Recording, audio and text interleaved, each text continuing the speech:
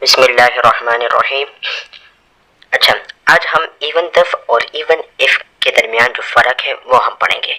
ठीक है, तो सबसे पहले हम इवन दफ का स्ट्रक्चर पढ़ते हैं और उसको हम कहाँ कहाँ पर इस्तेमाल करते हैं तो वो पढ़ते हैं।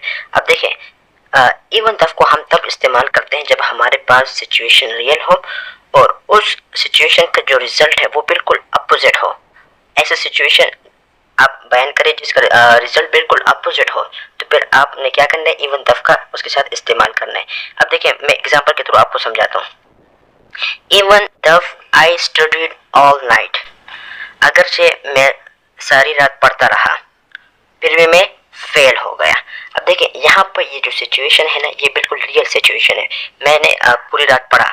अब देखिए, इसका रिजल्ट क्या होना चाहिए था, इसका रिजल्ट यह होना चाहिए था कि मैं पास हो जाता, लेकिन देखिए यहाँ पर जो रिजल्ट है वो बिल्कुल अपोजिट है, मैं फेल हो गया हूँ।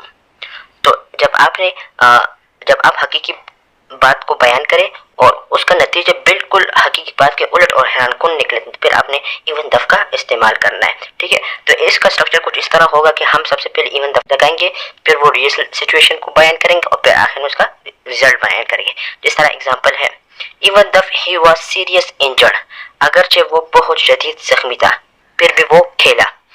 देखें, यहाँ पर ये हमारे पास क्या है, ये एक रियल सिचुएशन है, ये वाकई में वो जख्मी था। अब देखिए, अगर कोई जख्मी हो तो उसका रिजल्ट क्या होगा, उसका कंसीक्वेंस क्या होगा, वो नहीं खेलेगा। लेकिन यहाँ पर देखिए, यहाँ पर ये जो रिजल्ट है ये बिल्कुल अपोजिट है।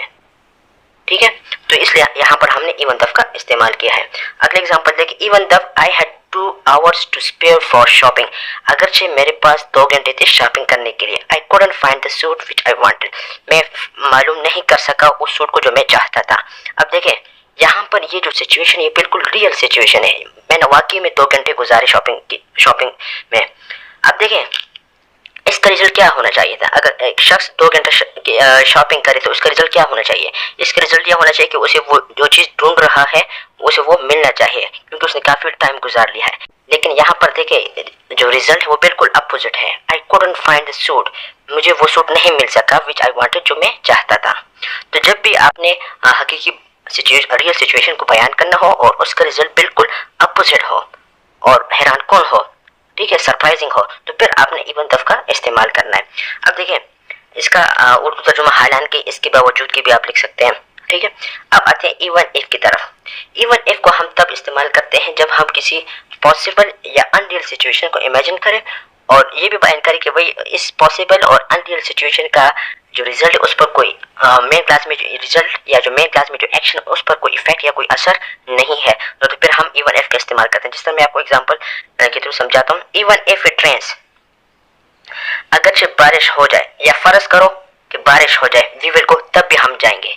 देखिए, फर्ज करो कि अगर बारिश हो जाए तो तब भी हम जाएंगे, मतलब बारिश हो या ना हो, इसका जो मेन क्लास में जो एक्शन इस पर कोई इफेक्ट कोई असर नहीं है, ये एक्शन जरूर होगा। ठीक है, तो इसका तर्जुमा आप कर सकते हैं, अगर से चाहे ऐसा हो जाए तब भी, या फर्ज करो ऐसा हो जाए, ये इसका उर्दू में तर्जुमा आप कर सकते हैं। इसका स्ट्रक्चर कुछ इस तरह होगा कि यहाँ पर सबसे पहले हम इवन इफ लगाएंगे, फिर हमारे पास अनरियल या पॉसिबल सिचुएशन होगा या रिजल्ट। अब देखें, एग्जाम्पल के थ्रू मैं आपको समझाता हूँ। Even if I had 2 hours to spare for shopping, अगर मेरे पास शॉपिंग के लिए 2 घंटे होते तो तब भी मैं सूट नहीं खरीदता।